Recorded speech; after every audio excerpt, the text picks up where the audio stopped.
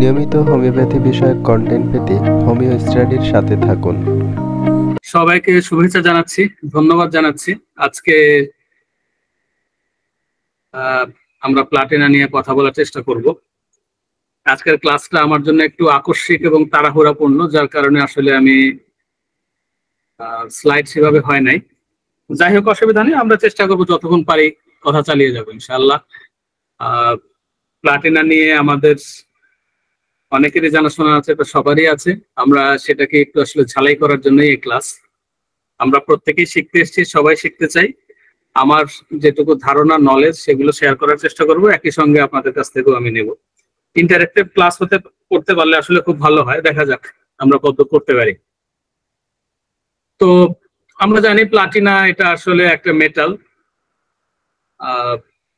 মেটালের যে বৈশিষ্ট্য এর মধ্যে আসলে সেটা প্রবলভাবে আছে। আর আমি আসলে মেটালের ছবিটা ওইভাবে দিই নাই। এখানে যে ছবিটা আছে, এই ছবিটার দিকে তাকালে প্লাটিনা ওষুধটা আসলে খুব ভালোভাবে বুঝতে পারবেন, আমরা বুঝতে পারবো। মানে গয়নার মধ্যে এখানে অনেকগুলো আংটি আছে, একটা মানে হাতে অনেকগুলো 4টা আঙুলে আংটি আছে। এই আংটিগুলো প্লাটিনা। প্লাটিনাম ধাতুটা আমরা জানি স্বর্ণের চেয়েও দামি বাজারে মূল্য। আর প্লাটিনা যে মানুষটা, সে জানে বা সে মনে করে যে সে আসলে সবচেয়ে দামি। তো আর এই ছবিটা আমরা একটু মনে রাখি, যাতে আসলে পরবর্তীকালে আমাদের বুঝতে সুবিধা হয়। তো আমাদের ক্লাস শুরু করলাম, কিন্তু শুরুর আগেও আসলে শুরু আছে। আমাদের অবশ্যই কৃতজ্ঞতা জানানো উচিত। যাদের কাছ থেকে হোমিওপ্যাথি পেয়েছি তাদেরকে ধন্যবাদ জানানো উচিত, তাদেরকে সশ্রদ্ধ চিত্তে সালাম জানাই। Mahatma Hahnemann, doctor Kent, doctor Allen, doctor Hering যারা আছেন, এবং এই জামানার যারা স্টলওয়ার্ড, তাদেরকেও ধন্যবাদ জানাই, কৃতজ্ঞতা জানাই। ডক্টর এম এল সেগাল স্যার আছেন, ডক্টর রাজন শঙ্করন আছেন, প্রফুল্ল বিজয়কর স্যার আছেন। তো যাদের কাছ থেকে আমরা আসলে কোনো না কোনো ভাবে শিখি, প্রত্যেকেই আমাদের গুরু, তাদেরকে সম্মান জানাই, কৃতজ্ঞতা জানাই, এবং কৃতজ্ঞতা জানিয়ে আসলে আমাদের আলোচনা শুরু করছি। আমরা প্লাটিনাম ওষুধটা ম্যাটেরিয়া মেডিকা যদি খুলি, তাহলে দেখবো যে আসলে এই ওষুধটা শুরুই হয়েছে আসলে মানসিক লক্ষণ দিয়ে। তো তো যাই হোক, আমরা মনের রাজ্যেই ঘোরাফেরার চেষ্টা করব এবং এর মধ্যে দিয়ে ওষুধটা আবিষ্কার করব। কারণ এর মধ্যে দিয়ে আবিষ্কার করলে যেটা হবে, ওষুধটা আসলে আমাদেরকে কখনো হতাশ করবে না। তো সেই জন্যে, যেমন কনস্টান্টিন হেরিং এর যে গাইডিং সিম্পটম আছে, সেই বইয়ে মাইন্ড অংশে প্লাটিনাতে লেখা হয়েছে অনেক কিছু। আমি অল্প কয়েকটা কথা নিয়েছি, যেগুলো আসলে আমরা পাবো বিভিন্ন সময়। যেমন তিনি বলছেন অ্যারোগেন্ট, রিজার্ভড, অ্যাবসেন্ট মাইন্ডেড। একটা শব্দ, কিন্তু প্রত্যেকটা শব্দের ওজন আসলে অনেক। অর্থাৎ প্লাটিনার ক্যারেক্টারটা এখানে আমরা পাবো। Pride and over estimation of one self. তার নিজের অহংকার, অহমিকা এত বেশি এবং নিজের সম্পর্কে ধারণা এত উঁচু, মানে যেটা আসলে চেঞ্জ হয় না। স্লাইড কি চেঞ্জ হয়েছে? স্লাইড চেঞ্জ হয়েছে না? আচ্ছা, এখন চেঞ্জ হয়েছে? হ্যাঁ, এখন চেঞ্জ। এই একটা মুশকিল, কেন জানি এটা হয় আমার সঙ্গে। আচ্ছা, এভাবে কবুল। তো এবং looking down with haughtiness to on others. অন্যের দিকে যখন সে তাকায়, এমন ভাবে তাকায়, মানে তার মধ্যে এক ধরনের ঔদ্ধত্য থাকে, অহংকার থাকে, এবং অন্যকে ছোট হিসেবে সে দেখছে, এরকম একটা ব্যাপার আসলে বোঝা যায়। তো এটাই হচ্ছে প্লাটিনার বৈশিষ্ট্য। এবং উনি লিখছেন cold, haughty, too well satisfied with oneself. নিজেকে নিয়ে খুবই সন্তুষ্ট, আমি একটা বিরাট কিছু। এবং সেটা কিরকম, যে অন্যদের থেকে সে তো আলাদা, এবং সেই জন্য সে ফিল করে and not at all anxious about the future. ভবিষ্যৎ নিয়ে তার কোনো উদ্বেগই থাকে না, কি হবে না হবে সেটা নিয়ে তার কোনো চিন্তাই থাকে না। শুধু তাই না, কন্টেম্পচুয়াস, পিটিফুল, মানে একজন ঘৃণাপূর্ণ, দয়াপূর্ণ। দয়াটা আসলে তাচ্ছিল্য আসলে, লুকিং ডাউন আপন পিপল, সেখানে অন্যকে ছোট করে দেখার টেন্ডেন্সি আছে এবং লোকজনকে সেইভাবেই দেখে। তার কাদেরকে দেখে? যাদেরকে স্বাভাবিকভাবে সাধারণত সম্মান দেখানো হয় এমন মানুষদের প্রতিও তার এই ধরনের দৃষ্টিভঙ্গি থাকে, তাদেরকে সে ঘৃণা করে অথবা তুচ্ছ মনে করে, ছোট মনে করে। With a kind of casting them of, তাদেরকে মনে যেন সামনে থেকে সরিয়ে ফেলে, দূর করে দেয়, তার ছেলের সঙ্গে গঠিয়ে দেয়। এবং তার অ্যাটিটিউডটাই এমন, তার ইচ্ছা না থাকলেও আসলে অন্যরা সেরকম অনুভব করে এবং অন্যরা তার থেকে আসলে দূরে সরে, দূরে থাকে। তো এইটাই হচ্ছে তার বৈশিষ্ট্য। আর ডক্টর কেন্ট কি বলছেন তার ম্যাথমেটিক্যাল শুরুর দিকেই বলছেন একেবারে, one of the most striking characteristics of this drug is pride and overestimate of oneself. সেই একই কথা, অহংকার এবং নিজের সম্পর্কে অত্যন্ত উচ্চ ধারণা, এটা হচ্ছে তার চরিত্রগত বৈশিষ্ট্য এবং স্ট্রাইকিং ফিচার্স। মানে এটা একেবারে অত্যন্ত গুরুত্বপূর্ণ একটা বৈশিষ্ট্য তার। She imagines that she is of a high-born family and that her friends and relatives are of lowly origin and look down upon them. তার মনে হয় যে সে আসলে অনেক উচ্চ বংশের অথবা উচ্চ পরিবারে জন্মগ্রহণ করেছে, উচ্চ মর্যাদা সম্পন্ন তার উৎস। এবং একই সঙ্গে সে ফিল করে বা অনুভব করে, সে আচরণেও বোঝায়, সেটা হচ্ছে তার বন্ধু বান্ধব বা যারা তার আত্মীয়, তার সঙ্গে তারা যারা সম্পর্কিত, তারা আসলে অনেক নিচু, অনেক ছোট, যার কারণে তাদের প্রতি তার আচরণের মধ্যে এক ধরনের তুচ্ছতা প্রকাশ পায়। আর অ্যাকোয়েন্টেন্সেস আর ইনফেরিয়র টু হারসেলফ, তার যারা পরিচিত সবাই তার ইনফেরিয়র, সবাই তার চেয়ে ছোট, সবাই তার চেয়ে তুচ্ছ, সবাই তার চেয়ে মর্যাদায় কম, খাটো। তো যাই হোক,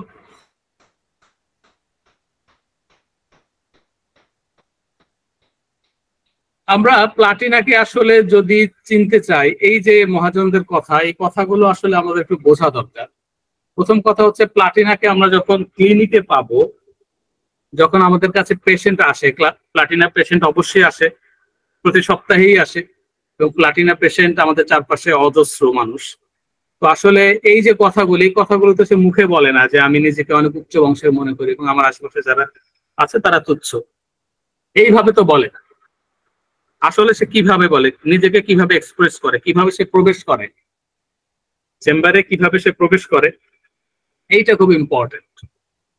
তো এক্ষেত্রে আসলে মানে আমরা কিছু বাস্তব উদাহরণ দিতে পারি, কেসের উদাহরণ দিতে পারি।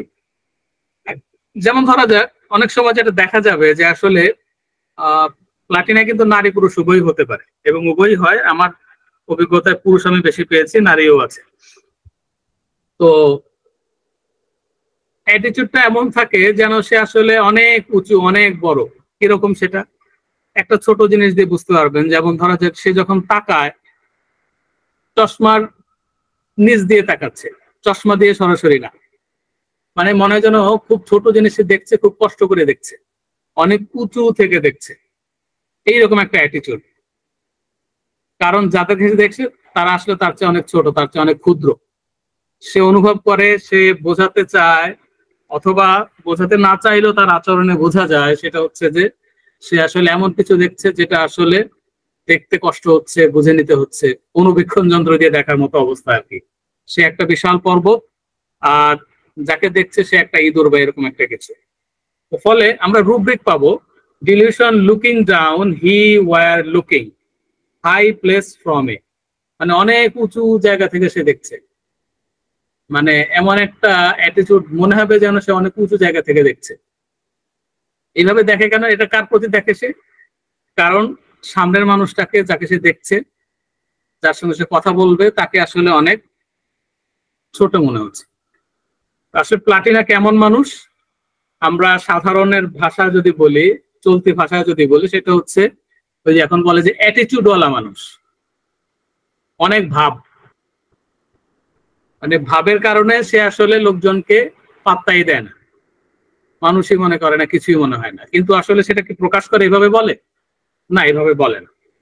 তার আচরণ, ছোট ছোট আচরণের মধ্যে দিয়ে আমরা সেটা বুঝতে পারবো। যেমন চেম্বারে ঢুকলো, হয়তো দেখা গেল যে আপনার চেম্বারে একজন সহকারী আছে, আপনি আছেন, সহকারীর দিকে এমন ভাবে তাকাবে যে ওটা আসলে মানুষই না, বা ওর দিকে তাকানোর কিছু নাই ওই চশমার নিচ দিয়ে। আর আপনার দিকে যখন তাকাবে, যদি চেম্বারটা অনেক বেশি ঝকঝকে চকচকে হয়, সুন্দর হয়, পশ হয়, তাহলে আসলে তার তাকানোর মধ্যে এক ধরনের মানে খুশি হয়তো দেখতে পাবেন আপনি, কিন্তু আসলে সে মানুষ হিসেবে অনেক বেশি কোল্ড। সে আপনার দিকে তাকাবে একভাবে, আপনার সহকারীর দিকে তাকাবে আরেকভাবে। আচ্ছা, এটা হচ্ছে একটা দিক গেল। সে যখন আসে, বসলো, কথা বলা শুরু করে, তখন আমরা এই যে অধ্যত্ত, এই যে যা কিছু বলা হলো নিজের সম্পর্কে উচ্চ ধারণা কিভাবে সে প্রকাশ করে, সেটা আমরা খুব মানে চমৎকার ভাবে দেখতে পারবো। কিন্তু এই ক্ষেত্রে আসলে আমাদের কান এবং চোখ দুটাই খোলা থাকতে হবে, মন সজাগ থাকতে হবে। আসলে আমরা তাই দেখতে পাই যেটা আমাদের মন আসলে দেখায়। আমরা সামনে একটা ব্যক্তি দেখি, ব্যক্তির আচরণ দেখি, কিন্তু আচরণের কোন জিনিসটা আমাদের মনোযোগে আসবে, কোনটা আসলে মনোযোগ এড়িয়ে যাবে, এটা নির্ভর করে আমরা আসলে ওই জিনিসটা দেখতে অভ্যস্ত কিনা তার উপরে। ওটা এইরকম, কারণ একই কথা আপনার কাছে মনে হবে, না জানলে মনে হবে যে এটা আসলে স্বাভাবিক কথা, এটা কিছুই না। কিন্তু যখন আপনি বিষয়গুলো জানবেন, তখন আপনার কাছে মনে হবে যে এই কথাগুলো আসলে অনেক অন্য অর্থ বহন করে। তো প্লাটিনাও এরকম, কারণ সে তো অনেক উঁচু স্তরের মানুষ, উঁচু পর্যায়ের মানুষ, অনেক উচ্চ মর্যাদার মানুষ, অনেক উচ্চ বংশের মানুষ, সে তো এক্সক্লুসিভ। ফলে যেটা হয়, তাকে অন্যের সঙ্গে যখন কথা বলতে হয়, তার সে উচ্চ আসন থেকে নেমে আসতে হয়। তো তার আচরণের মধ্যে সেটা প্রকাশ পায় এবং সে সেটা বোঝানোরও চেষ্টা করে। কিন্তু ল্যাঙ্গুয়েজটা ভিরেট্রাম অ্যালবামের মতো বাজে না বা নোংরা নয়, অথবা লাইকোর মতো নয়। সেটা কিরকম? সে হয়তো দেখা গেল কোনো একটা কমপ্লেন নিয়ে এসেছে, ধরা যাক সে কোমর ব্যথা নিয়ে এসেছে আপনার কাছে, তো আপনাকে এসে বলবে যে আসলে আচ্ছা, আপনি ডাক্তার সাহেব? আচ্ছা, বলি। তো আমার আসলে এই কয়দিন ধরে, এই কয়েক মাস ধরে কোমরে ব্যথা। তো আমার আসলে এইটাই শুধু সমস্যা না, আমার আরো বেশ কিছু সমস্যা আছে। যেমন আমার হাই প্রেশার আছে, আমার ডায়াবেটিসও আছে। তো ডায়াবেটিসের জন্য আমি ওষুধ খাই, মেটফরমিন খাই। প্রেশারের জন্য আমি লোসার্টিল খাই, অমুক খাই, তমুক খাই। একটা ঘুমের ওষুধও খেতে হয় রাতের বেলা, তো নাহলে ঘুমে একটু সমস্যা হয়। তো এগুলো নিয়ে আমি মোটামুটি, এগুলো কন্ট্রোল আছে, এগুলো সমস্যা নেই আমার, এগুলো আমি কন্ট্রোল করতে পারি।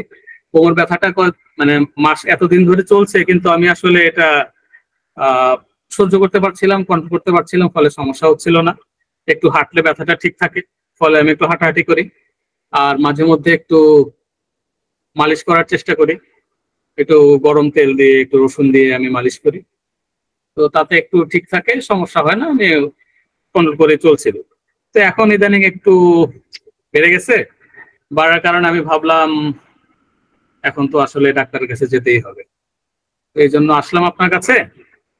তো আপনাদের হোমিওপ্যাথিতে শুনলাম এগুলো সমাধান টমাধান আছে, আছে নাকি আপনার কাছে কিছু?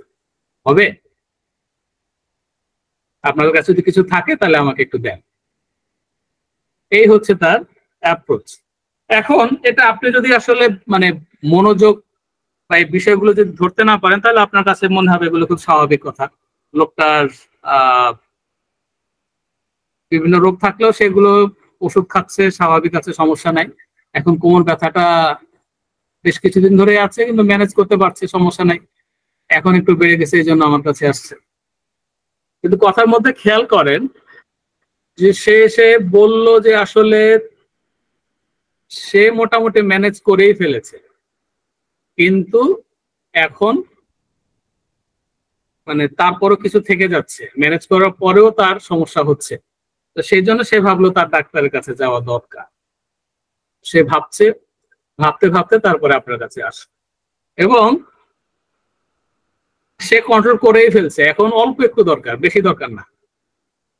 আপনার কাছে যদি থাকে, আপনি একজন ডাক্তার, আপনার কাছে উনি ট্রিটমেন্টের জন্য এসেছেন, আপনাকে এসে বলছেন আপনার কাছে যদি থাকে, তার মানে হচ্ছে আপনাকে আপনার হোমিওপ্যাথিকে উনি আসলে তাচ্ছিল্য করছেন, ছোট করছেন। এক।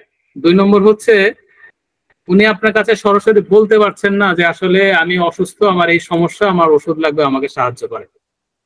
এটা উনি চাইছেন না। ওনার ঠিক সাহায্য দরকার না, ওনার অল্প একটু দরকার সাহায্য। উনি আপনার মাধ্যমে ক্যারি হতে চান না, কারণ উনি তো অনেক ক্ষমতাবান। ওনার সব রোগ তার কন্ট্রোলে থাকে, এইটাও তার কন্ট্রোলে ছিল, এটাও তার নিয়ন্ত্রণ করতে পারছেন। শুধুমাত্র এখন তার নিয়ন্ত্রণের পরেও কিছু সমস্যা থেকে যাচ্ছে, সেই সমস্যার জন্য অল্প একটু সাহায্য দরকার, সেটা হলেই তার চলবে। এই হচ্ছে প্লাটিনার রোগীর সমস্যা।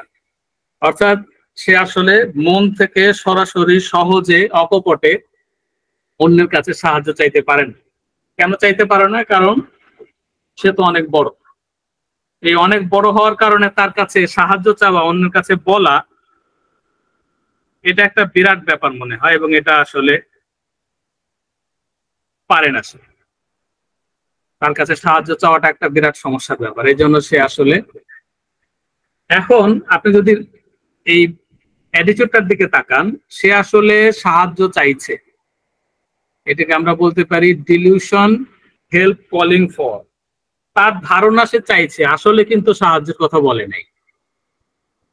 তার মনে হচ্ছে তার সাহায্য দরকার,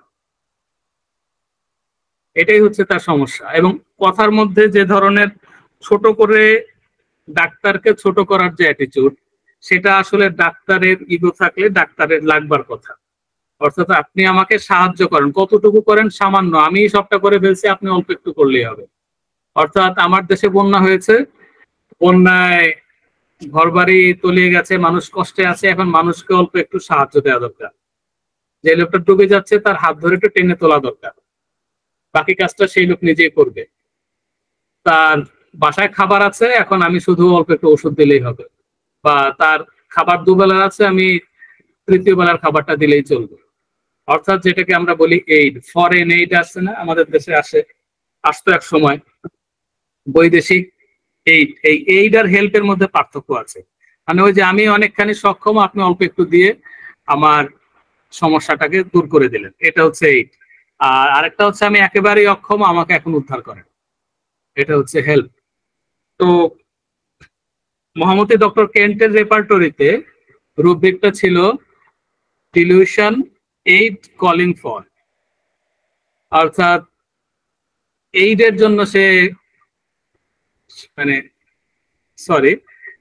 শ্রিকিং এইড ফর, সাহায্যের জন্য, এইডের জন্য সে চিৎকার করছে। এখানে চিৎকার কোথায় করলো রোগী? রোগী তো চিৎকার করে নাই। চিৎকারটাকে যদি আপনি একটু অন্যভাবে দেখেন, তাহলে চিৎকারের মধ্যে কি আছে আসলে? যখন কেউ চিৎকার করে, সেটার মধ্যে আসলে এক ধরনের শ্রোতার কানে শ্রুতিকটু ঠেকে, শুনতে ভালো লাগে না। অর্থাৎ স্বাভাবিক টোনে তো কেউ বলে না, চিৎকার করে না, জোরে চিৎকার করে, যে শোনে তার কানে লাগে। এই কানে লাগাটা জোরে বললেই যে কানে লাগবে ব্যাপারটা এমন না, খারাপ ভাবে বললেও কানে লাগতে পারে, ফলে সেই হিসাবে আমরা এটাকেও শ্রিকিং হিসেবেই নিতে পারি। তো এটাই হচ্ছে আসলে মানে প্লাটিনা রোগীর ধরন।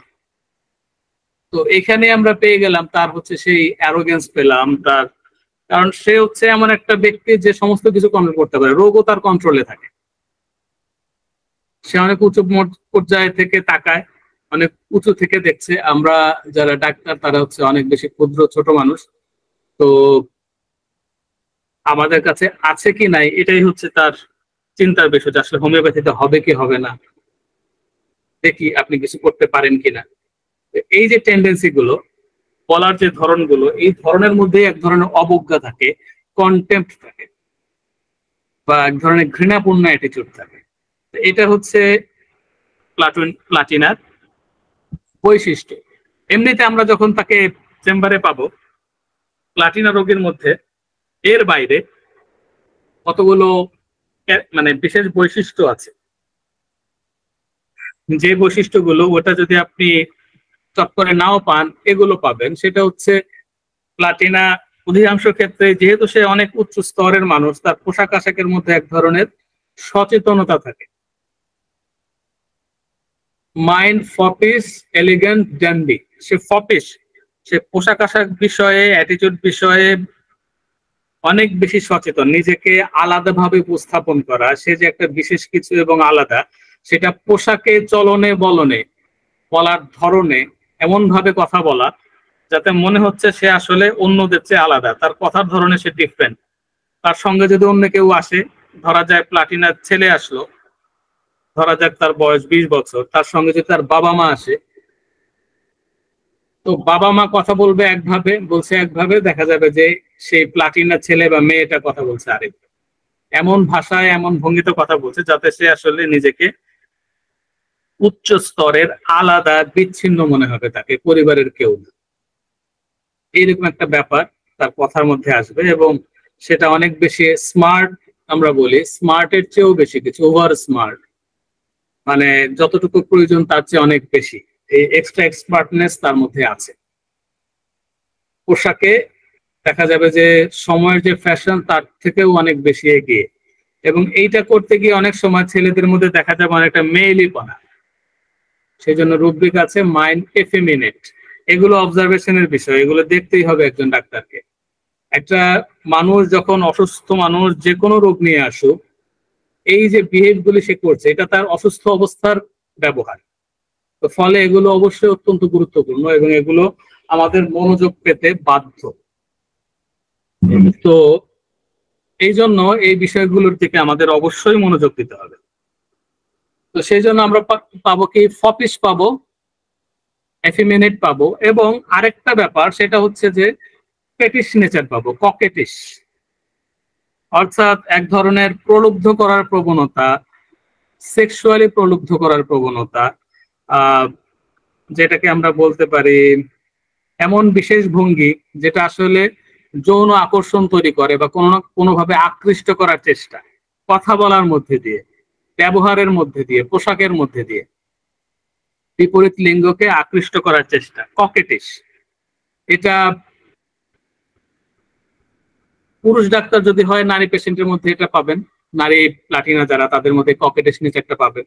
তার পোশাকের মধ্যে, কথা বলার একটা ধরনের মধ্যে এমন ভাবে কথা বলবে, ডাক্তার অনুভব করবেন যে আসলে কোনো না কোনো ভাবে এই পেশেন্ট আমার সঙ্গে ফ্লার্ট করছে, আমার সঙ্গে এমন ধরনের বিহেভ করছে, আমাকে আসলে আকৃষ্ট করতে চাইছে।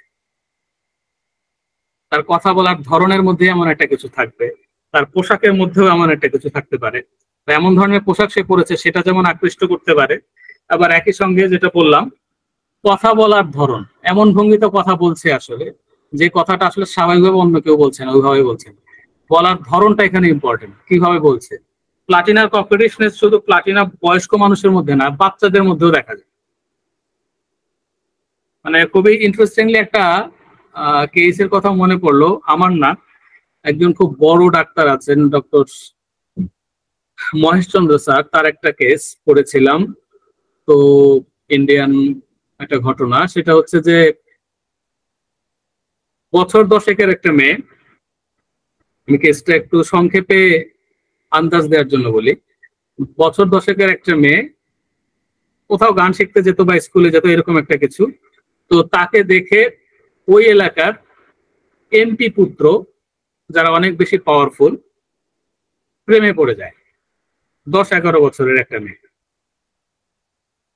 পাওয়ারফুল মানুষের ছেলে, তার বয়স 17-18 বা 19 এরকম বয়সের একটা ছেলে প্রেমে পড়ে, এবং প্রেমে পড়ার পরে বিষয়টা আসলে এমপি পর্যন্ত গড়ায়। মেয়েটা কাছে প্রস্তাব যায় প্রথমে, মেয়ে তো স্বাভাবিকভাবেই রাজি না, তার মেয়ের বাবা মাও রাজি না। মেয়ের উজ্জ্বল ভবিষ্যৎ আছে, লেখাপড়ায় সে ভালো ভবিষ্যৎ আছে, এগুলোর মধ্যে বিয়ের প্রস্তাব দেওয়া হয়, তারা রাজি হয় না। এবং একটা পর্যায়ে যেহেতু তারা পাওয়ারফুল এমপি, ওই কারণে মেয়ের পরিবার এক রাতের মধ্যে এলাকা ছাড়া হয়, এলাকা ছাড়া হয়ে ওই রাজ্য ছেড়ে দেয়। শুধু ওই এলাকা, ওই জেলা না, তারা রাজ্য ছেড়ে অন্য রাজ্যে চলে যায়, গোপনে যায় এবং ঘরবাড়ি বিক্রি করে চলে যায় না জানিয়ে। ফলে একটা ডিসকানেকশন তৈরি হয়, ফলে তারা শান্তিতে থাকে প্রথম দিকে। মেয়েটা এদিকে লেখাপড়া করে আরো 8-10 বছর পরে সে উচ্চ শিক্ষা অর্জন করে এবং একটা বড় কোম্পানিতে চাকরি শুরু করে, কিন্তু তারা ভাড়া বাসায় থাকে, প্রচুর টাকা বেতন পায় সে। তার এখন ফ্ল্যাট কেনারও ক্ষমতা আছে, কিন্তু সে ফ্ল্যাট কেনে না। সে কোম্পানি গাড়ি দিয়েছে, সে গাড়িও ব্যবহার করে না। কারণ হচ্ছে এই চাকরিতে ঢুকবার কিছু আগে ওই এমপি পুত্র কোনো না কোনো ভাবে খবর পেয়ে জেনে যায় যে তারা এইখানে আছে, এই অবস্থায় আছে। খোঁজ পেয়ে তারা ওই এলাকার পুলিশের সঙ্গে যোগাযোগ করে এবং তাদের মাধ্যমে মেয়ের পরিবারকে হেনস্থা করা এবং অ্যারেস্ট করার চেষ্টা করে। মেয়ে আবার যেটা করে সেটা হচ্ছে যে পুলিশের সঙ্গে আবার তারা একটা কানেকশন তৈরি করে এবং সমস্ত ঘটনার ডিটেইল বলে এবং একটা রিলেশনে তৈরি হয়।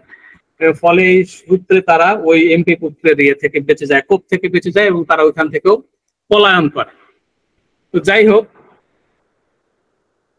এইরকম একটা স্ট্রাগলের মধ্যে দিয়ে ওইদিকে সে আসলে অনেক বেশি মানে শিক্ষাগত যোগ্যতা, মর্যাদা ইত্যাদি অর্জন করে। সে একটা বড় চাকরি করে, বড় কোম্পানিতে, মাল্টিন্যাশনাল কোম্পানিতে, এবং তার নিজের জন্য আলাদা গাড়ি আছে, যদিও সে গাড়ি ব্যবহার করে না। তার সমস্যা হচ্ছে মাইগ্রেন এবং প্রচন্ড ব্যথা, বমি ইত্যাদি ইত্যাদি। যখন মাথা ব্যথা হয় তখন আসলে ভয়ঙ্কর অবস্থা হয়, তো ইত্যাদি।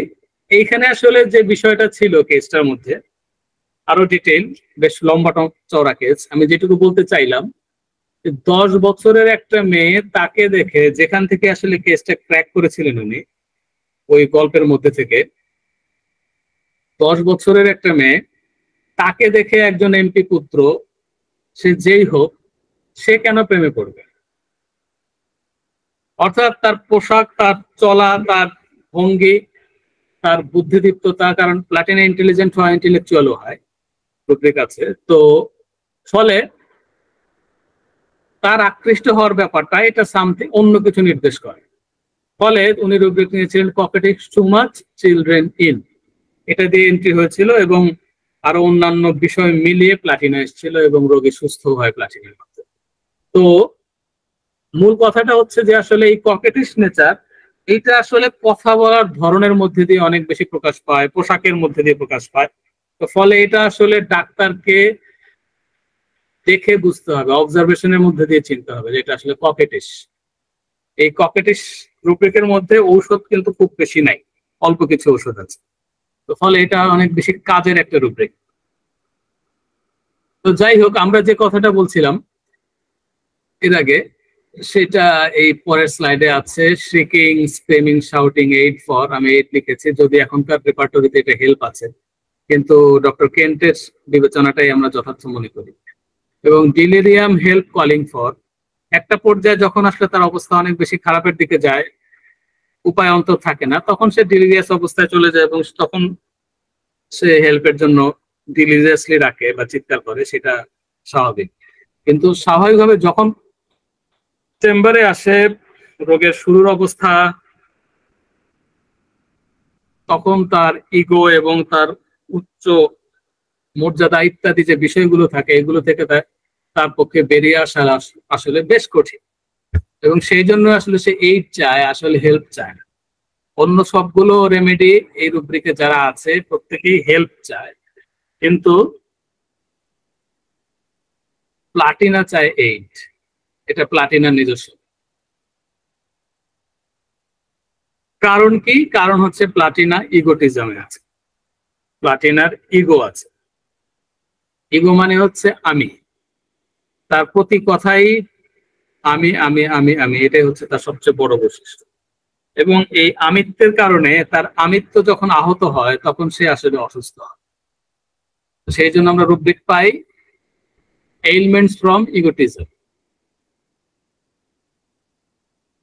আর আমরা যেটা বলছিলাম তার মধ্যে প্রাইডের কথা, হটিনেসের কথা। সে ইন্টেলিজেন্ট কিন্তু হটি। হটি মানে হচ্ছে অন্যের চেয়ে আমি বড়, অন্যের চেয়ে আমি সেরা, অমুকে কি জানে, নিজেকে উঁচু জায়গা থেকে দেখা, অহংকারের সঙ্গে দেখা। এবং এটা এক ধরনের মানে ওয়ান ওয়ে রাস্তার মতো, যে আসলে এখান থেকে তার পক্ষে মুক্তি পাওয়া সম্ভব না। তার নিজের হটিনেসের মধ্যে সে আবদ্ধ থাকে, এইটার জালে সে বন্দী থাকে। এবং তার সমস্ত কিছু সেরা, সে সেরা, তার জন্ম উচ্চ বংশে অথবা উচ্চ পরিবারে, উচ্চ মর্যাদায়, তারপরে হচ্ছে তার রেস সেরা। ফলে সব মিলিয়ে সে আসলে এমন একটা জায়গায় নিয়ে ঠেকে যে আসলে যেখানে সেখানে সে আসলে থাকে একা, তার সমতুল্য তো কেউ নাই। এমনকি তার পরিবারের সদস্যদের ব্যাপারেও তার এক ধরনের নেতিবাচক আচরণ বা নেতিবাচক ধারণা থাকে। আমরা রুব্রিক পাবো যে সে আসলে, তার মনে হয় যে সে আসলে পরিবারের কেউ না, তার আচরণেও সেটা প্রকাশ পায়। অনেক সময় দেখবেন যে চেম্বারে প্লাটিনা রোগী এসছে, সে যখন কথা বলে তার সঙ্গে তার বাবা মা ভাই বোন যেই আসুক তাদের প্রতিও সে খারাপ ব্যবহার করে, এমন ভাবে ব্যবহার করে যাতে মনে হয় যে আসলে তাদেরকে আসলে সামান্যতম সম্মান দিয়ে কথা বলছে। এটাই হচ্ছে তার ধরন। এবং এই কারণে সে শুধু পরিবারকে সম্মান দেয় না তা তো না, সে বাইরের কাউকেও পাত্তা দেয় না। কিন্তু আসলে একেবারে পাত্তা না দিয়ে কি একটা মানুষ চলে? না, সে পাত্তা দেয়। যারা আসলে তার চেয়ে ক্ষমতাবান, তার চেয়ে বেশি মর্যাদাবান, সামাজিক মর্যাদা বেশি অথবা ক্ষমতা বেশি অথবা শিক্ষায় বেশি, যেটাকে সে গুরুত্ব দেয় এমন কিছু অন্যের আছে, যদি সে পায় এরকম, তাহলে তার ক্ষেত্রে আবার তার আচরণ ভিন্ন হয়ে যায়। কারণ আমরা জানি প্লাটিনা ফ্ল্যাটারিও করে, আর তাদের সঙ্গে সে ফ্ল্যাটারি করতে সে পারে বা করে, মূল কারণ হচ্ছে তার এমন কিছু পাওয়া দরকার যেটা সে চায়। কারণ আমরা জানি প্লাটিনা অ্যাম্বিশাস। তো প্লাটিনার ক্যারেক্টারটা আমরা কি পেলাম? সে হচ্ছে এক্সক্লুসিভ। এক্সক্লুসিভ মানে বিশেষ, আলাদা, অন্যদের মতো না। সবার ক্ষেত্রে যে নিয়ম প্রযোজ্য তার ক্ষেত্রে সেই নিয়মটা প্রযোজ্য হবে না, কারণ সে বিশেষ মর্যাদা দাবি করে, বিশেষ ট্রিটমেন্ট সেই জন্য প্রাপ্য। অর্থাৎ ধরা যাক যে সে বাড়িতে রং করেছে, তো বৃষ্টিতে আবহাওয়ার কারণে ওই রং ঝরে যাবে বা ওই রঙে সমস্যা দেখা দিবে। প্লাটিনা পেশেন্ট ফিল করতে পারে যে আসলে আমার ক্ষেত্রে এটা হবে না, কারণ আমি তো বিশেষ, আমি যেটা করেছি সেটা এরকমই থাকবে, কারণ এটার যে যত্ন সেটা আমি জানি, এই কারণে এটার ক্ষেত্রে আবহাওয়ার কোনো প্রভাব পড়বে না, এই জাতীয় ব্যাপার আর কি। অথবা আচরণের মধ্যে দিয়ে প্রকাশ করা যে আমি আসলে এইরকম, অন্যরা সবাই যখন এরকম এরকম এরকম আচরণ করলো আমি তো সেটা করি নাই, কারণ আমি এটা করতে পারি না, আমার ক্ষেত্রে এটা মানায় না, কারণ আমি আলাদা।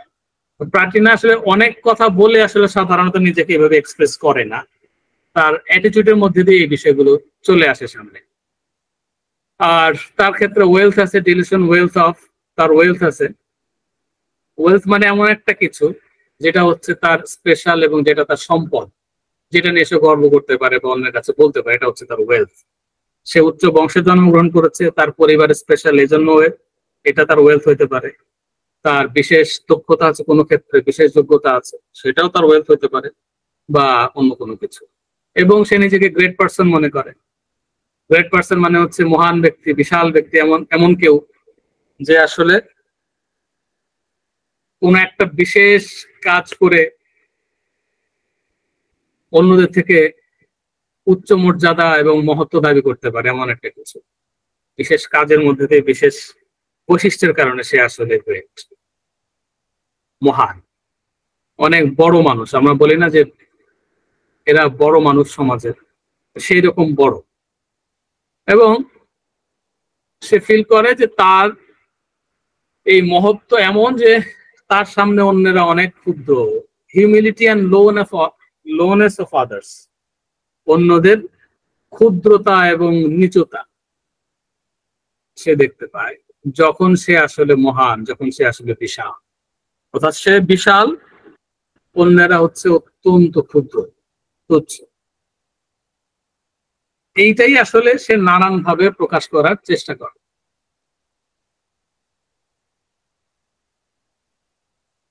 তো কিন্তু প্লাটিনার একটা বিশেষ জিনিস আমরা দেখব, সেটা হচ্ছে প্লাটিনার কিন্তু অন্য এই যে নিজের ইগো প্রকাশ করা, এক্সক্লুসিভনেস, এই সমস্ত কিছুর বাইরেও একটা জিনিস আমরা পাবো। সেটা হচ্ছে সাধারণভাবে যদি ডাক্তারকে তার পছন্দ হলো আর কি, বা একজন বিখ্যাত ডাক্তারের কাছে গেল, বড় ডাক্তারের কাছে গেল, তো সেক্ষেত্রে যেটা করবে সে হচ্ছে রেফারেন্স দেবে, তাকে সম্মান দেখাবে, সম্মান দিয়ে কথা বলা,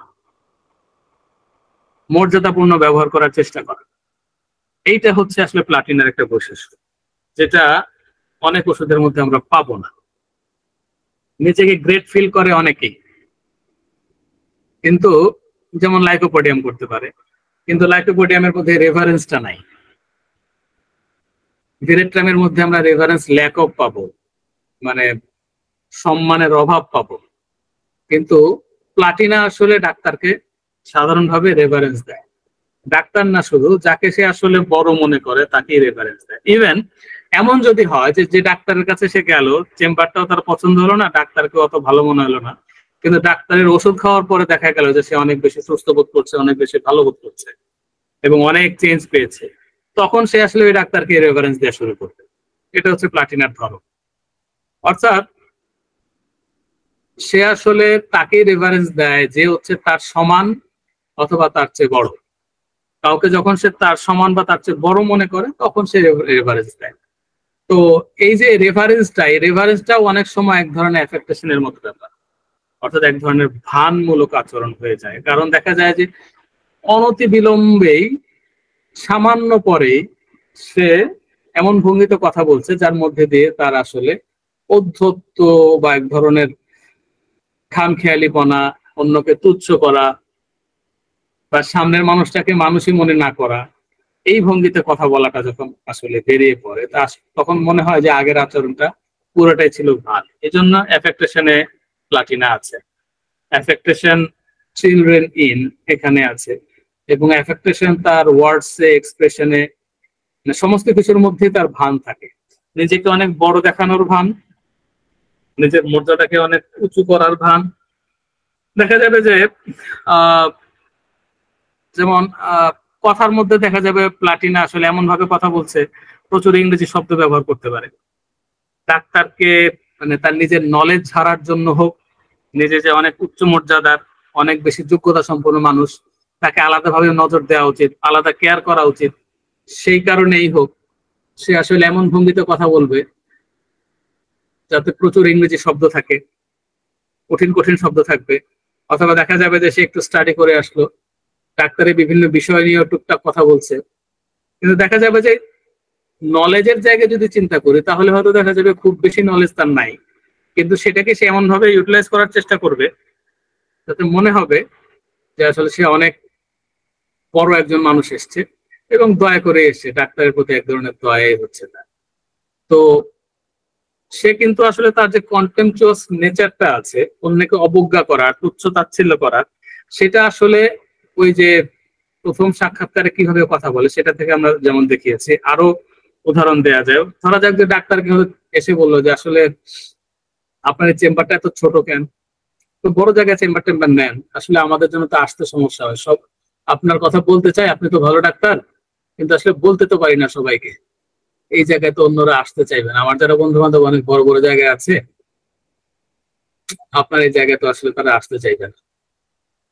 আপনি ডাক্তার ভালো, ঠিক আছে, তো এই যে ভঙ্গিটা, অথবা ধরা যাক যে এত গরম আপনার এখানে, ফ্যানে আসলে কাভার দিচ্ছে না, আসলে এসি তো দরকার, এসি ছাড়া আসলে বসাও খুব কঠিন, আমরা আসলে 1 মিনিটও বসতে পারি না এসি ছাড়া। তো এর মধ্যে দিয়ে কি করছে আসলে এর মধ্যে দিয়ে আসলে সে নিজের অবস্থানটা জানান দিচ্ছে যে আমি আসলে তোমার এখানে মানে এসছি দয়া করে, তুমি আসলে আমার উপযুক্ত না, আমি অনেক বড় জায়গায় যাওয়ার উপযুক্ত। এইগুলো হচ্ছে তার বিভ্রম। আসলে তার রোগ নিয়ে আসলে তার খুব বেশি নাই। রোগের ক্ষেত্রে দেখা যাবে যে সে হয়তো বলছে যে এটা সমস্যা নেই, এটা আমি খনন করবো, এটা আমি ম্যানেজ করবো, এটা আমি দেখবো, এটা আমি পারবো, এটা কোনো সমস্যা না। এই যে অ্যাটিটিউডটা, অর্থাৎ সমস্ত কিছুর উপরে তার ক্ষমতা আছে, সব ক্ষেত্রেই সে আসলে ক্ষমতাবান, ফলে কোনো সমস্যায় তার কাছে খুব একটা সমস্যা, মানে এই জাতীয় একটা ডিলিউশনের মধ্যে সে থাকে। আসলে এই ডিলিউশন নিয়ে আসে, ডাক্তারের কাজ ওষুধের মধ্যে দিয়ে এই ডিলিউশনটা দূর করা, আর তার ডিলিউশন দূর হবে প্লাটিনার মধ্যে দিয়ে, তার দরকার হচ্ছে প্লাটিনা।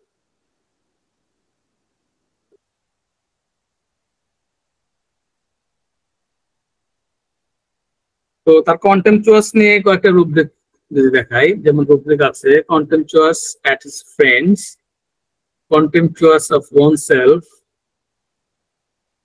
নিজের ব্যাপারেও অনেক সময় তার এক ধরনের কন্টেম্পচুয়াস অ্যাটিটিউড চলে আসে, তার যারা বন্ধু বান্ধব, আমরা ডক্টর কেন্টের যে উদ্ধৃতিটা পড়েছিলাম সেখানে দেখেছিলাম যে সে আসলে কন্টেম্পচুয়াস এবং হটি অ্যাটিটিউড দেখায়, বা সে মনে করে সে অনেক উচ্চ বংশের, এবং সে তাচ্ছিল্যের সঙ্গে করুণার সঙ্গে তাকায় হচ্ছে তার বন্ধু বান্ধব এবং যারা তার সঙ্গে রিলেটেড তাদের দিকে, অর্থাৎ তার কাছে আশেপাশের লোকজনকে তার কাছে ছোট মনে হয়, তুচ্ছ মনে হয়, যারা তার সঙ্গে মেশে।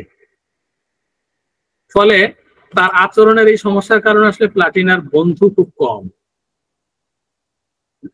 তার সঙ্গে বন্ধুত্ব রক্ষা করে চলাটাও মানুষের পক্ষে খুব কঠিন, এবং তার এই আচরণের কারণে দেখা যায় যে সে আসলে কারোর ঠিক মতো বন্ধুই হতে পারে না।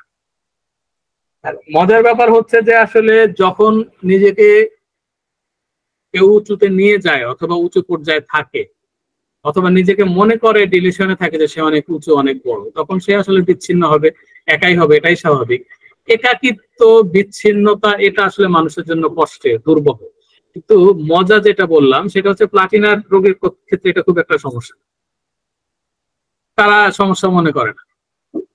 এবং তাদের মধ্যে এই যে কন্টেম্পচুয়াস অ্যাটিটিউডের সঙ্গে লিবার্টিনিজম যোগ হয়ে এমন একটা অবস্থা তৈরি হয় যে তার লিবার্টিনিজমটা সে শো করে অন্যের প্রতি এক ধরনের অবজ্ঞার মধ্যে, ঘৃণার মধ্যে। আমার ইচ্ছা, তুমি এটা করছো কেন? বা ধরা যাক যে দেখা গেল যে সে মানে প্লাটিনা রোগে সে কাজ করছে না, অর্থনৈতিক অবস্থা খুব একটা খারাপ না, ভালোই, কাজ করছে না, বাপ মা নিয়ে আসছে ছেলেকে। সমস্যা হচ্ছে কি, সে সারাদিন বাসায় থাকে, ঘুমায় অথবা টিভি দেখে, মানে কিন্তু সে কোথাও খুব একটা যায় না, কারোর সঙ্গে মেশে না, বিয়ে করতেও রাজি না। একজন ডাক্তারের কেস দেখিয়েছিলেন, গোপীনাথ মেনন সম্ভবত। তো পেশেন্টের সমস্যা কি, সে সারাদিন বাসায় থাকে, বাপ মা তাকে বিয়ের কথা বলছে, বিয়েতেও সে রাজি। তো বাসায় থাকো কেন সারাদিন? আমার ইচ্ছা। কেন বাসায় থাকো? আমার ইচ্ছা। তো তুমি লেখাপড়া করছো, কাজ টাজ বা কোন একটা জবে ইনভলভ হওয়া উচিত না? আমার ভাল লাগে না বাইরে যাইতে। কেন ভালো লাগে না? আমার ইচ্ছা। ভঙ্গিটা এমন যে ডাক্তারকে আসলে সে পাত্তাই দিচ্ছে না, মানুষও মনে করছে না। আমার ইচ্ছা, তুমি প্রশ্ন করার কে? তো জিজ্ঞেস করলো যে আসলে তোমার বাবা মা বললেন যে তোমার বিয়ের জন্য চিন্তা ভাবনা করছেন, চেষ্টা করছেন, তো বিয়ে করবে কিনা বা বিয়ে করার ইচ্ছা নাই কেন? শুনলাম বিয়ে করতে চাও না। তো বলছে যে আসলে আমি আসলে এখন পর্যন্ত আমার সঙ্গে যায়, আমার সঙ্গে ম্যাচ করে একটা মেয়েও পাই নাই। যত মেয়ে দেখলাম একটা মেয়ে আমার সঙ্গে ম্যাচ করার মতো না। আমার সঙ্গে ম্যাচ করার মতো কোনো মেয়ে নাই, তো না পেলে আমি বিবাহ করবো কেন? এটা হচ্ছে তার উত্তর। অর্থাৎ জগতে এত মেয়ে, কোনো মেয়ে তার সঙ্গে ম্যাচ হওয়ার, তার মর্যাদার সঙ্গে খাপ খাওয়ার, তার স্ট্যাটাসের সঙ্গে যায় এমন নাই। এই যে অবস্থা, এটাই হচ্ছে প্লাটিনের অবস্থা আর কি। কিন্তু এই বিচ্ছিন্নতা, একাকিত্ব, এটা সে উপভোগ করে, এটা নিয়ে তার কোনো সমস্যা নাই। কারণ প্লাটিনের ধাতুটা, এটার একটা বৈশিষ্ট্য, যেটা আসলে অন্যদের সঙ্গে আসলে মানে যৌগ ফর্ম করতে চায় না। এই কারণে প্লাটিনা মানুষগুলো অনেকটা এরকম, তারা আসলে অন্যদের সঙ্গে তার বন্ধুত্ব খুব একটা হয় না, আর সে বন্ধুত্ব করতে পারে না, মিশতে পারে না, তার নেচারটাই এমন। এবং দেখা যায় যে আসলে এমনকি প্লাটিনার মধ্যে একটা রুব্রিক আছে যে এরা সন্তানও পছন্দ করে না, এবং সে মনে করে যে সন্তান আসলে তার লাইফে এক ধরনের ইন্টারফেয়ার তৈরি করবে, এক ধরনের ডিস্টার্ব তৈরি করবে। তো সেই জন্য সে আসলে সন্তানও পছন্দ করে না, সন্তান চায় না, বাচ্চা চায় না।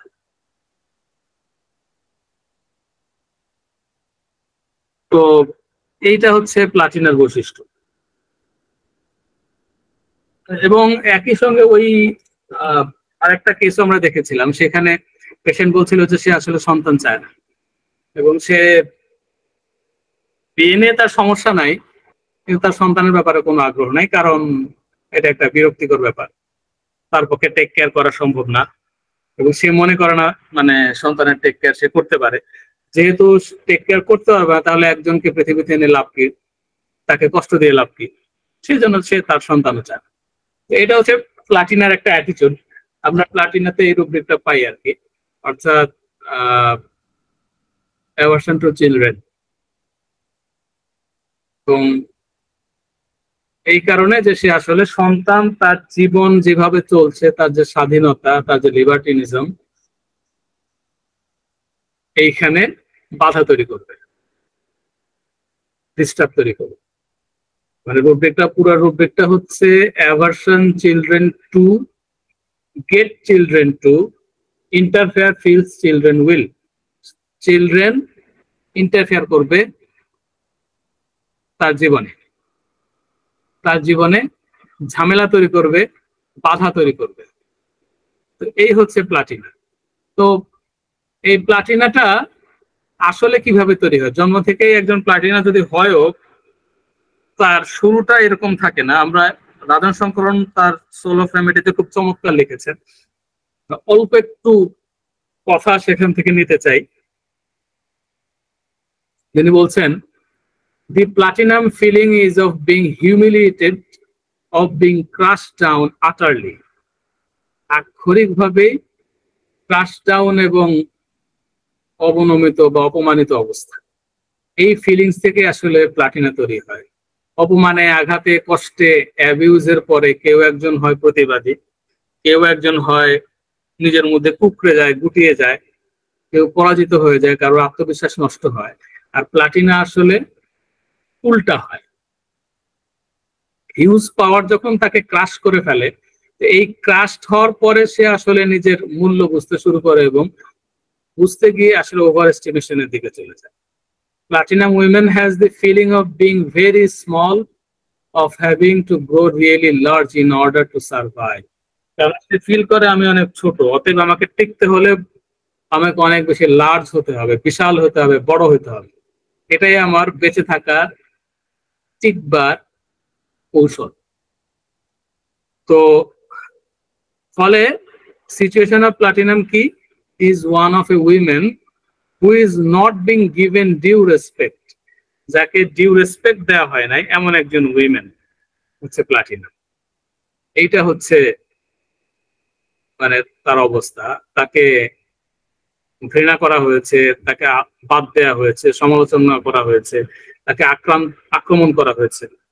এই জাতীয় ফিলিংস গুলো তার মধ্যে তৈরি হয় এবং সেই ফিলিংস থেকে সে আসলে ওই ধরনের স্ট্র্যাটেজি বা রণকৌশলের দিকে যায়, যে সে নিজেকে আসলে এত বেশি বড় করে যে আমার দিকে কেউ আঙুলও তুলতে পারবে না। তো মানে রুব্রিকের দিকে যদি তাকায় তাহলে পাবো abuse, aggravation, ailments from sexual and emotional consequences. তো সেক্সুয়ালি অ্যাবিউজড হওয়ার পরে, অথবা হিউমিলিয়েশন, এলিমেন্টস ফ্রম, হিউমিলিয়েশন হলো রেপের পরে, রেপের কারণে, এগুলো তাকে অসুস্থ করে, এগুলো তাকে এই ধরনের দিকে নিয়ে যায়। স্কর্ন সে হয়, মানে প্লাটিনার যে অ্যাটিটিউডের কথা আগে বললাম তার সঙ্গে আসলে এই বিষয়গুলো মনে হয় যেন মেলে না, কিন্তু এটাই হচ্ছে আসলে তাকে প্লাটিনার দিকে টার্ন করায়। এবং তার মধ্যে এই যে কষ্ট করলাম, অন্যের জন্য করি, কিন্তু কোনো প্রশংসা নাই, অ্যাপ্রিসিয়েশন নাই, এই ধরনের ফিলিংসও আছে। অর্থাৎ dilution appreciated that she is not, অথবা ডিলিউশন ডিসগ্রেস শি ইজ, তার যে গ্রেস ছিল, মর্যাদা ছিল, সেটা নষ্ট হয়েছে। তাকে একটা অমর্যাদাকর অবস্থায়, প্রশংসাহীন অবস্থায় পড়তে হয়েছে বা আছে। সে প্রশংসা পছন্দ করে, সে অতি প্রশংসা বা তেলও পছন্দ করে। তো সে নিজে আসলে তেল দেয়, কারণ সে হচ্ছে অ্যাম্বিশাস। আমি আসলে এই রূপগুলো এখানে আনতে পারি নাই, কারণ আমরা জানি প্লাটিনা অ্যাম্বিশাস। অ্যাম্বিশন ইনক্রিজড তার কিসের জন্য? তার অ্যাম্বিশন, এবং অ্যাম্বিশন পূরণের জন্য সে আসলে যে কোনো কিছু করতে পারে। এটা হচ্ছে তার একটা বৈশিষ্ট্য। মানে মিনস এমপ্লয়েড এভরি পসিবল, মানে পসিবল, সম্ভব যত ধরনের উপায় আছে সেগুলো সে অবলম্বন করতে দ্বিধা করে না, উদ্দেশ্য সাধনের জন্য। তার যে উদ্দেশ্য সেটা পূরণের জন্য। ওষুধ আছে 3টা, সাম্প্রতিক সময় কোন কোন রেপার্টরিতে আরো 2টা যোগ হয়েছে। যাই হোক, লাইকো, প্লাটিনা, ভিরেট্রাম, এই 3 জন, এরা তার উদ্দেশ্য পূরণের জন্য যে কোনো কিছু করতে প্রস্তুত। প্লাটিনা অনেক উচ্চ মর্যাদার মানুষ, সেই উচ্চ মর্যাদা তার মাথায় থাকে, ফলে তার মধ্যে ওই যে অ্যাটিটিউডটাই হচ্ছে তার নির্দেশক। আর প্লাটিনাকে যদি বুঝতে চাই আরেকটা বিষয় মাথায় রাখি, এটার মধ্যে দিয়ে আমরা কিছু ডিডিও করারও চেষ্টা করব। সেটা হচ্ছে আমরা যে বললাম ambition increased, means employed every possible. তো every possible mean অবলম্বন করে, every possible উপায় অবলম্বন করে সে যে তার অ্যাম্বিশনটা অ্যাচিভ করতে চায়, এইখানে আসলে তিনজনের সঙ্গে তার পার্থক্য করা দরকার। লাইকোর সঙ্গে, প্লাটিনার সঙ্গে, ভিরেট্রামের সঙ্গে। লাইকো কেমন, ভিরেট্রাম কেমন এবং প্লাটিনা কেমন, এটা আসলে বুঝতে গেলে আমরা এই রুব্রিকটা যদি বুঝতে চাই, hard for inferior, kind for superior, বা hard for subordinates and agreeable or pleasant to superiors or people he has to fear, যাদেরকে ভয় করতে হয় অথবা যারা অনেক বেশি বড়, তাদের সঙ্গে এগ্রিয়েবল অথবা প্লিজেন্ট আচরণ করে, মধুর মতো, মাখনের মতো মিষ্টি ব্যবহার করে, এবং যারা হচ্ছে তার সাবঅর্ডিনেট তাদের সঙ্গে রূঢ় ব্যবহার করে। এই রূঢ় ব্যবহার তিনজন তিন ভাবে করে, এটা মনে রাখতে হবে। তিনটা ওষুধ একই রুব্রিকে থাকার অর্থ হচ্ছে এদের আচরণ হুবহু একই রকম হবে, এটা কিন্তু ঠিক না। তিনজনের hard for inferior, kind for superior তিন রকম। লাইকো আমরা জানি, লাইকোর আসল জিনিস হচ্ছে পাওয়ার, লাভ অফ। সে তার অ্যাম্বিশন, মানি, তার অ্যাম্বিশন, ফেম যাই থাকুক না কেন, আসল অ্যাম্বিশন হচ্ছে তার পাওয়ার। সে সবার উপরে পাওয়ার খাটাতে চায়। আর hard for inferior, kind for superior এই জন্যই আসলে ইম্পর্টেন্ট তো তার কাছে। সেজন্য তার অধীনস্থ যারা যারা তার নিচু, ধরা যাক অফিসের একজন কর্মচারী, তার নিচে যারা কাজ করে তাদের সঙ্গে সে অত্যন্ত দুর্ব্যবহার করে। এমনকি পিয়ন চাপরাশি যারা আছে, নিচু শ্রেণী চাকরি করে, তাদের সঙ্গে সঙ্গে সে অত্যন্ত খারাপ ব্যবহার করে লাইকো। আর বসের সঙ্গে স্যার স্যার স্যার, জি জি জি sir, yes sir, yes sir, না স্যার আপনি যা বলেন স্যার, যেভাবে বলেন স্যার, এবং এত মিষ্টি করে, এত মধু মাখানো, বাটার লাগানো ভঙ্গিতে কথা বলে, এত পিচ্ছিল, বলার বাইরে। এটাই হচ্ছে লাইকো। অর্থাৎ সে তার স্বার্থ উদ্ধারের জন্য এইরকম ব্যবহার করে। কিন্তু ভিরেট্রামের যে আচরণটা, ভিরেট্রামের আচরণের মধ্যে আসলে hard for inferior, kind for superior এই ভঙ্গিটা থাকলেও তার মধ্যে এক ধরনের আরো বাজে ব্যাপার থাকে। ভিরেট্রাম মানুষ হিসেবেই নোংরা। সে তার ভাষা ব্যবহারের মধ্যে দিয়ে সে নোংরা। সে মানুষ হিসেবেও আসলে অনেক বেশি দুর্নীতি পরায়ণ। লাইকো দুর্নীতি পরায়ণ। তার স্বার্থ হাসিলের জন্য যখন তেল দেওয়া দরকার তখন লাইকো তেল দেয়, যখন দুর্নীতি করা দরকার তখন সে দুর্নীতি করে, যখন গালি দেওয়া দরকার তখন সে গালি দেয়। কিন্তু ভিরেট্রামের আসলে মুখের ভাষা সবসময় খারাপ থাকে, প্রায় সবসময়। ভিরেট্রাম অত্যন্ত কৌশলী, সেটাও ঠিক, কিন্তু ভিরেট্রাম আসলে আপনার চেম্বারে যখন আসবে তখন তার কথাবার্তাই আপনার আসলে গা ঘিন ঘিন করবে বা বিশ্রী লাগবে। এমন সব বিষয়, এমন সব প্রসঙ্গ, এমন সব কথাবার্তা সে বলবে, অকপটে অশ্লীল কথা বলা ভিরেট্রামের জন্য খুব সোজা। লাইকো যেটা কখনো করবে না আপনার সঙ্গে। প্লাটিনা তো প্রশ্নই ওঠে না। আর ভিরেট্রামের আচরণের মধ্যে এক ধরনের মানে সম্মানের অভাব আছে। ডাক্তারকে ডাক্তারি মনে না করে মানে অকপটে যে কোনো কথা বলে ফেলা, নোংরা কথা বলা, এটা আসলে ভিরেট্রামের স্বভাবজাত। বা এমন আচরণ করা যেটা আসলে অশোভন, সেটা ভিরেট্রাম করতে পারে। কারণ হচ্ছে সে রেভারেন্স ল্যাক অফে আছে, তার রেভারেন্সের অভাব আছে। তার মধ্যেও এক ধরনের ককেটিশ নেচার আছে, কিন্তু সেই ককেটিশপনার মধ্যেও এক ধরনের নেতিবাচক এবং বাজে ব্যাপার আমরা পাই। আর সেও তার যে কর্মচারী অথবা নিচু যারা, তাদের সঙ্গেও সে আসলে খারাপ ব্যবহার করে, বা বসের সঙ্গে সে তেল দেয়। এবং যতদূর নিচে নামা সম্ভব ততদূর নিচে নামতেও ভিরেট্রামের খুব সমস্যা হয় না, এবং এটা সবার সামনে করতেও তার খুব একটা সমস্যা নেই।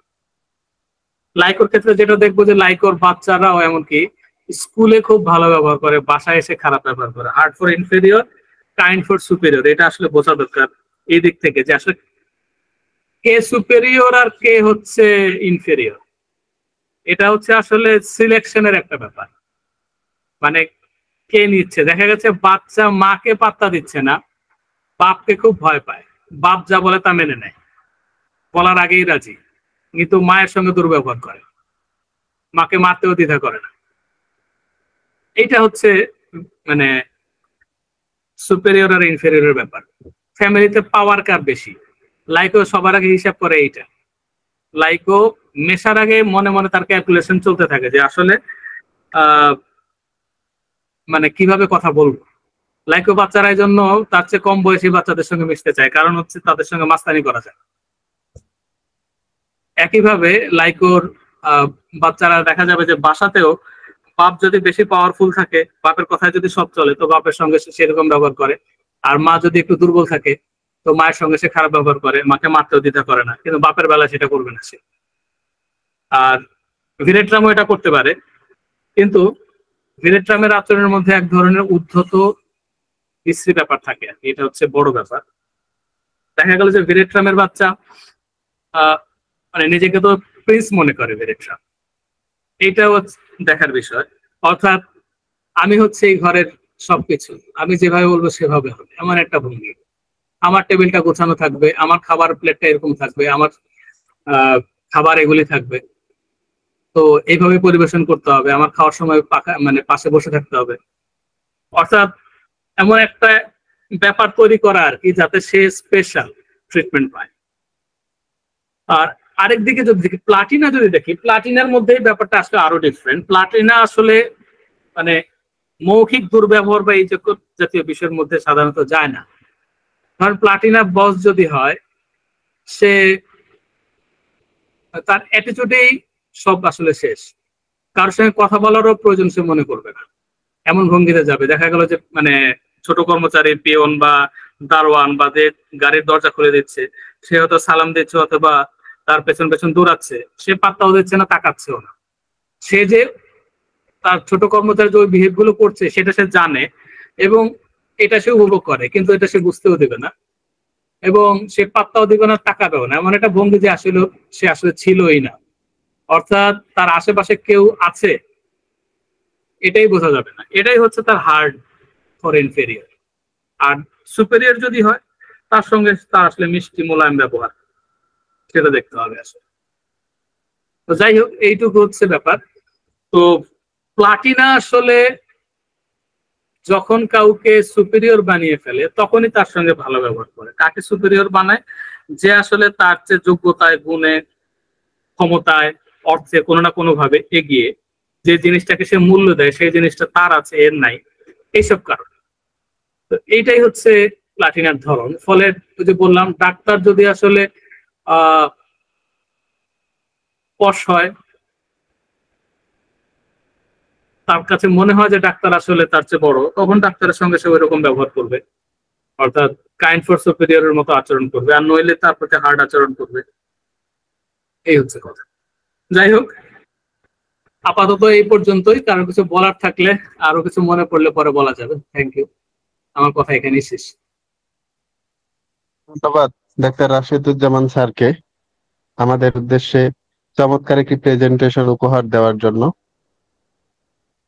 আমরা এ পর্যায়ে প্রশ্ন নিব। আমরা দেখতে পাচ্ছি হাত তুলেছেন ডাক্তার নাসির উদ্দিন। আপনি আপনার প্রশ্নটি করুন ডাক্তার নাসির উদ্দিন।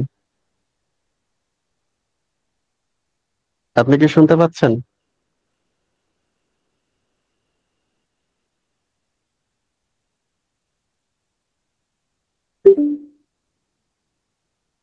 ডাক্তার নাসির উদ্দিন, আপনি আপনার প্রশ্নটি করুন।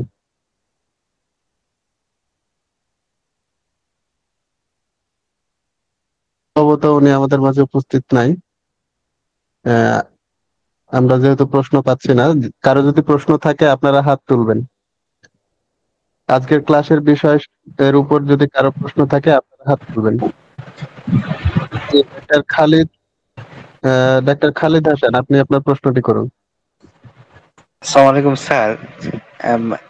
এই ওষুধটা মানে ফিজিক্যালি ভাবে কোন কোন জায়গায় বেশি কাজ করে, মানে এটার বেশি অ্যাকশন কোন জায়গায় কাজ করে আর কি ওষুধটা? তো আমি স্যার আসলে এই ওষুধটা মেন্টাল অনেকটা ভালো বুঝতে পারলাম, মানে মানে অনেক ভালো লাগলো। তো মানে ফিজিক্যাল লেভেল গুলো আর কি কোন অর্গান গুলায় কাজ করে একটু বলবেন? আচ্ছা, আরো কয়েকটা প্রশ্ন থাকলে নিতে পারেন, আমি আসলে এক চোটে বলি তাহলে আমার জন্য ভালো হয়। আচ্ছা স্যার, আর যদি কারো প্রশ্ন থাকে আপনারা হাত তুলবেন। আজকের ক্লাসের বিষয়ে যদি কারো প্রশ্ন থাকে আপনারা হাত তুলবেন। স্যার সম্ভবত আর কোনো প্রশ্ন নেই, আপনি যদি কাইন্ডলি প্রশ্নের উত্তরটি দিতেন।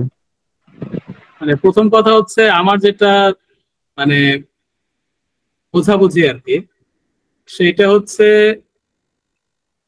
মানে ঔষধের আসলে এটা বড় ঔষধ, কোনো সন্দেহ নাই। আপনার মাইন্ড সেকশনে 1400-র উপরে রুব্রিক, তো ফলে বুঝতেই পারছেন এটা আসলে কত বেশি বিকশিত, এবং মহাত্মা হেনিম্যানের হাতে এটা প্রুভ হওয়া। তো এই ওষুধটা আসলে মানে আপনার সিমটম মিললে যে কোনো রোগে আপনি ইউজ করতে পারেন চোখ বন্ধ করে, এটা হচ্ছে মূল কথা।